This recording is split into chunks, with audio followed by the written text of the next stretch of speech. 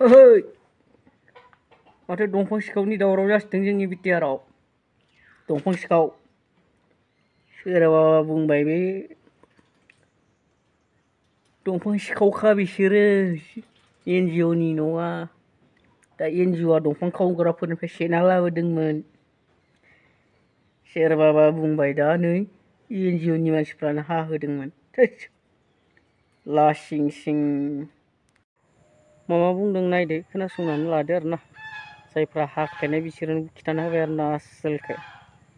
बावैसो सान सिगां दंफां हमनायनि लोब्बानि पारपासै आंनाव सोंनाय हिसाबै बे थांनाय बुधबार खालि बे घटना जादों नङा होमबा बेयाव आंखौ सासे मानसिया बिथोन होनायलाय नोङो मोनसे खामानि मावदो हायोबा आदा होननायाव आङो मा खामानि होनना आं बुंनाय जादों सासे मानसिखौ बियो होनदों नों दंफांखौ हाहैल' हानानै नों उन समाव लायनाय टाइमावल' नों देखायहै जेबो गिनांगौ गैया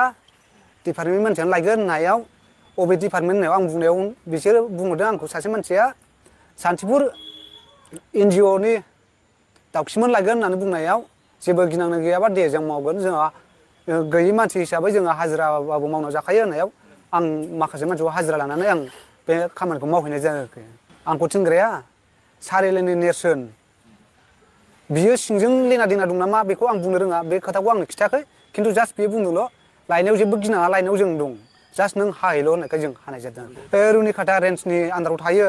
बे दाउजेन गन्थं होननायाव गोबोरनि साहा बे गुगुनि दैलामनि सोनाबजों क'क्राझार डिस्ट्रिक्ट गोलैयो बे जायगायाव हाहैनाय जादों दंफां सेरफां ओमफ्राय हाथिफैला मथा मथि 35 फिस ओमफ्राय ओरैबाय जायफ्रा बेसेबांमोन मथा अर्डार मथि 8 हानो गारि अर्डार आरोखि मोननाय 8 खिथाना 30 होखाबाय ट्राकनि आरोना दंफाङा गोदान बेखौ मा जायो लाबोनायावहाय बाथ्राया नोंथांना गाव जाय दा मानसिया बै आंखौ बिथोन हरदों बे दाखालिबावसो मानसिया गाव थाङाखै सासे मानसि लान्था थांदों बे लुन्था मानसिया प्रेस आंखौ मिट देखायनो थिननायाव होसोनायफ्रा मा बुंलायगोनब्रा दा ना दाथ' नै जायफ्रा हादों बिसोरनो बुंनानै लाबाय मा बिसोरनो हाहोदोंमोन मा नाम होननायमोन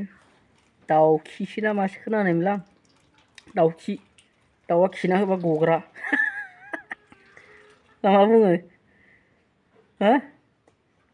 दा बिसोरनो थोन होदोंमोन हानो होदोंमोन फैसाखौबो हमजाबाय नालाय फैसाखौनो मोनलासो होनबाय माथो होनायाव हाग्रा मानसिफोरा ना दा बिथांमोना बेफोरबायदि बुंनो हालायलायनाय हाग्रायाव हाबनानै गोसोबादि हानो हानाय माने पावार थानाय मानसिफोरानो बिसोरखौ अर्डार होदों ना पावार गैयि मानसियाथ' बेफोरबायदि हाबनो हाया गावोसो पावाराव गैयिखौथ' गावथारोसो दानिया नंगौना नङा रायजोफोर दाखालि बावैसो सासे गावथार जाबाय खर'आव थिगाव ना पावाराव गैया बिसोरबो गावजागौमोन पावाराव थानायब्ला ना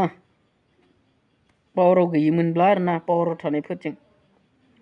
स' बाथ्राया जाहैबाय बेले बेजे जोंनि बर'नि गेजेराव खौसे गैया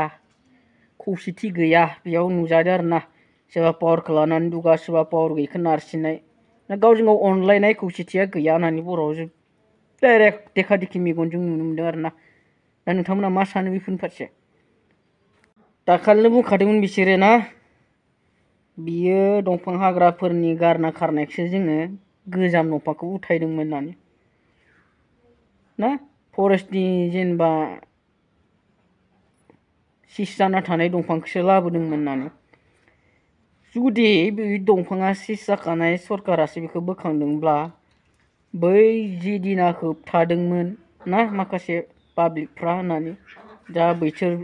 माखासे प्रेस मिट होग्राफ्राबा बुंदों बिसोर दंफां सिखावखासोमोन होबथाग्राफोरानो होननानै स' बैसोरो ट्रेक्टर लाबोग्राफ्रा दंफां सिखाव नङाब्ला बिसोर सिखाव मानसिफोरखौ गिनानै मानो लामायावनो खेवनाय ना मा जाहोनाव गिनानै बे दंफांखौ दानस'नानै दानख्लायना गारना गालांनो गोनां जानायमोन जुदि नोंसोरो खावाखैब्ला पावाराव थानानै जुदि सिस जानाय दंफांखौसो रोगादोंब्ला बै दिनानो नोंसोरो बिसोरखौ उल्था हमनो हाखायोमोन आरो बिसोरो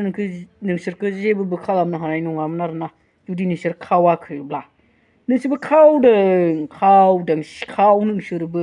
बैसोर बादिनो बेनिखायनो नोंसोर बैसोरखौ गिनानै दंफांखौ लामायावनो गारख्लायनो गोनां जादों आरोना गिनानै थ' नोंथांमोना मा सानो बेफोर बाथ्रानि सायाव दाथ' लासिं सिं बुंथारबाय हाग्रा मानसियानो उमुक थुमुक हाहोदोंमोन होननानै ना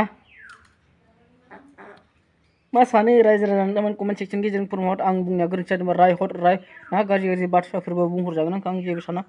ना गोरोन्थियाव गोरोन्थि जानायाव रायजाखानांगौ बुंजाखानांगौ गासिबो आरो मोजां जादोंबा मोजां होनना बुंगोन आरो चेनेलखौ नोंथांमोना गासिबो साबस्क्राइब खालामनो आरो भिडिअखौ शेयार खालामनो ना थ'